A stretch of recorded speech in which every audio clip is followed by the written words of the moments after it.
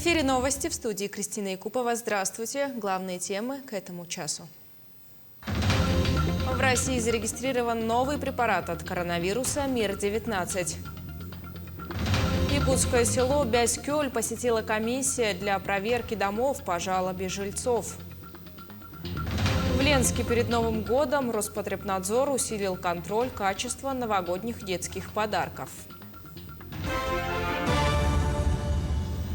Российский Минздрав зарегистрировал препарат для лечения коронавирусной инфекции под названием МИР-19. Его особенностью является работа на генном уровне. Он избирательно подавляет активность жизненно важных последовательностей РНК-вируса, при этом не затрагивая геном человека.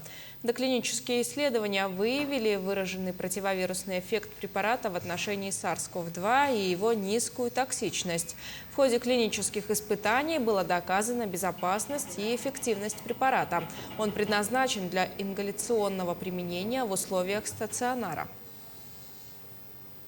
Развитие профессиональных образовательных кластеров информационных технологий – одна из основных задач среднеспециальных учебных заведений. Об этом шла речь на совещании рабочей группы по образовательным информационным кластерам.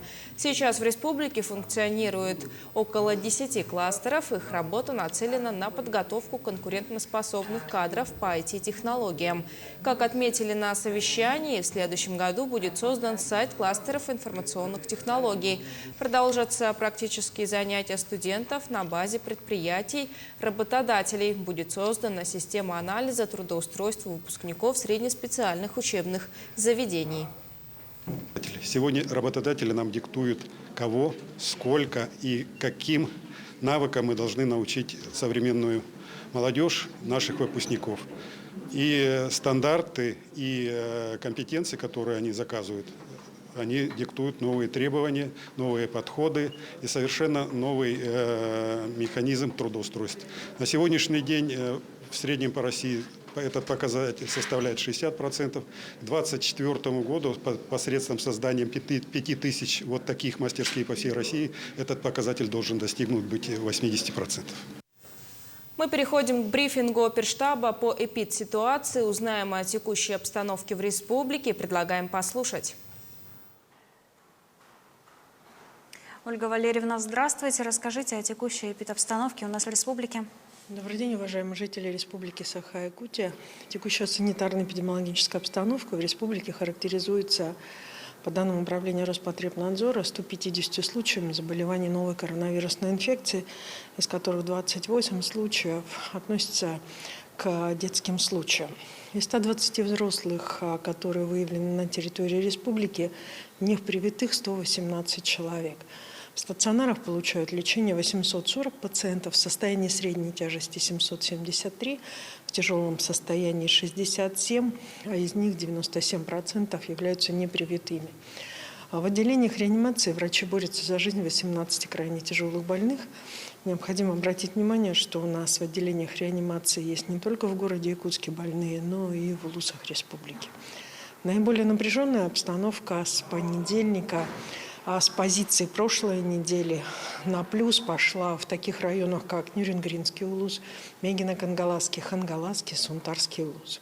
Необходимо обратить внимание, что несмотря на определенного рода снижение тенденций, связанных с распространением новой коронавирусной инфекции, на которую повлияли в том числе и большое количество привитых граждан, сохраняются случаи заболеваний, в том числе возникшие в результате нарушений норм санитарно-эпидемиологического контроля. В связи с приходом ребятишек в школы соответствующие заболевания возникают, и основными источниками заболеваний на настоящий момент в семьях являются дети. Поэтому еще раз обращаем внимание всех оперативных штабов на необходимость, соответственно, соблюдения требований дезинфекции помещения и правил контроля нахождения детей в школах и в детских садах. Говоря о вакцинации, то на настоящий момент в республике первым компонентом привито 72,3% взрослого населения. Также свыше 90% по первым компонентам остается привитым в Алайховском, Верхнеколымском, Омском, Нижнеколымском и Среднеколымском, свыше 80% в Абыйском, Жиганском, Ленском и Оленёкском. В Якутске на настоящий момент осталось привито 75,6% взрослого населения. На настоящий момент немного улучшается ситуация по вакцинации в Чурапчинском улусе. Тем не менее, так меньше 60% взрослого населения осталось привитым, не является привитым в Чурапчинском улусе. Но оперативный штаб уже под руководством и нового главы Чурапчинского улуса осуществляет, соответственно, деятельность для того, чтобы как мотивировать людей, так и комплекс мер соответствующих принять для того, чтобы все-таки более спокойно подойти к ситуации, связанной с вакцинацией. Уважаемые жители Республики Саха-Якутия, необходимо обратить внимание на то, что состоялось координационное совещание при председателе правительства Михаиле Мишустине, на котором для органов государственной власти субъектов Российской Федерации, высших должностных лиц, оперативных штабов поставлены задачи, направленные на предотвращение распространения новой коронавирусной инфекции нового штамма омикрон.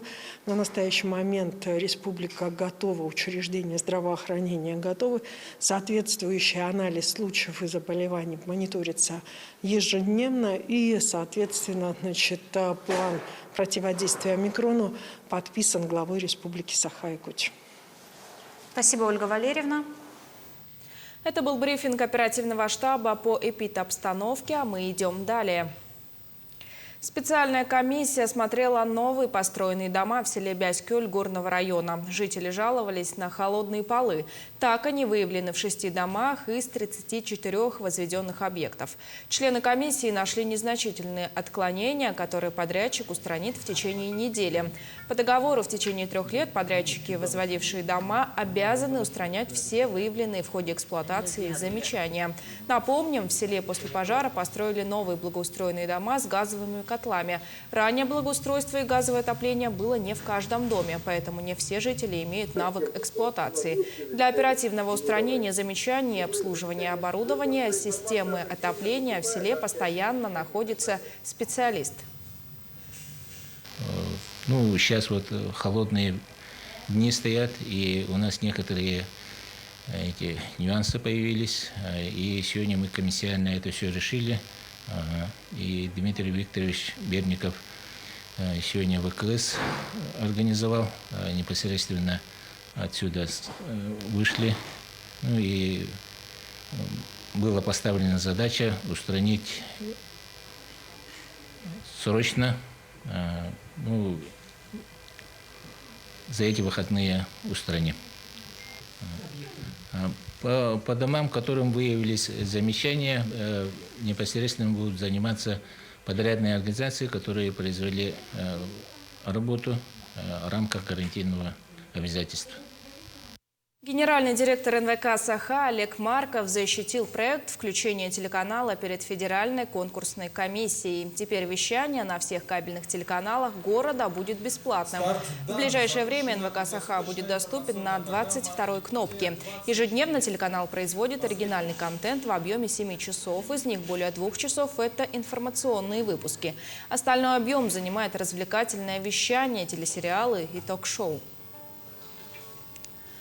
В Ленске начались новогодние утренники – популярный подарок. На праздники сладкий набор. Их закупают заранее. В период увеличенного спроса Роспотребнадзор берет новогодние наборы под особый контроль. Для них тоже есть рекомендации и правила. Их изучили наши коллеги.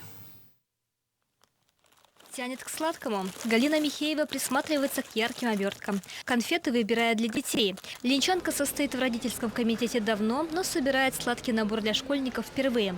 Волнительно. Большинством родительских голосов мы приняли решение дарить сладкие подарки. И, соответственно, мы выбираем в этом году батончики, конфеты и преимущественно все в шоколаде. Можно спросить любого человека и в любом возрасте. Практически большая часть населения нашей планеты скажет, что сладости – это радости. Новогодние конфеты – непроходящая классика. Яркие праздничные сладости должны поднимать настроение не только внешним видом, но и вкусовыми качествами. На что вы обращаете внимание при выборе подарков? Ну, да, чтобы свежие были конфеты. Это, во-первых, чтобы не попались такие заплесневелые, да. Но сами понимаете, что были вкусные конфеты, красиво оформленные обязательно. На состав конфет смотрите?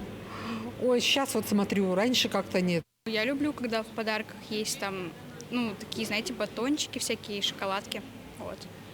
А состав батончиков смотрите?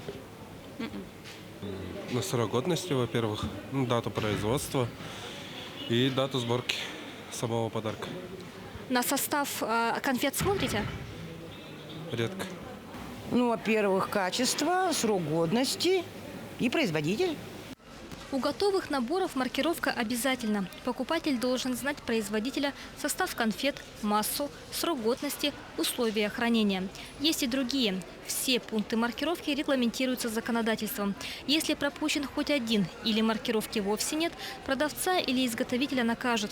Административный штраф для должностных лиц от 10 до 20 тысяч рублей, для предпринимателей до 30 тысяч. Также необходимо помнить, что в соответствии со статьей 18 Закона о защите прав потребителей потребитель вправе знакомиться с документами о качестве и безопасности пищевых продуктов, коим у нас является новогодний детский подарок. Также в случае возникновения споров, если продукт оказался некачественным, можно обратиться к предпринимателю за возвратом уплаченных за товар денежной суммы. Если вы собираете набор сами, то кофе, карамель, арахис лучше исключить. Это сильные аллергены. Искусственные ароматизаторы и жиры, синтетические красители, консерванты не допускаются. Указанные добавки вызывают аллергию. Скоропортящиеся продукты, изделия из крема, йогурты, творожные сырки тоже лучше убрать. Подарок должен быть хорошо запакован. Это рекомендации Роспотребнадзора. Как пример рассмотрим этот сладкий набор. Коробка красивая, но ненадежная. Пока посылка доедет до адресата, содержимое может высыпаться. Производителя мы не знаем. Смотрим содержимое. Здесь открыть не так уж легко. Начнем с донышка. Здесь одни шоколадные конфеты, ириса, карамели. Здесь нет. Единственное, здесь присутствует арахис в шоколаде, но не в значительном количестве, не критично. О составе мы узнали только, когда вскрыли коробку, маркировки и вкладыша с составом конфет не было. Но горячая линия Роспотребнадзора молчит. Линчане на состав и качество конфет не жаловались. Дарья Боискорова, Анастасия Белокреницкая, телеканал «Алмазный край». Оставайтесь с нами, не переключайтесь.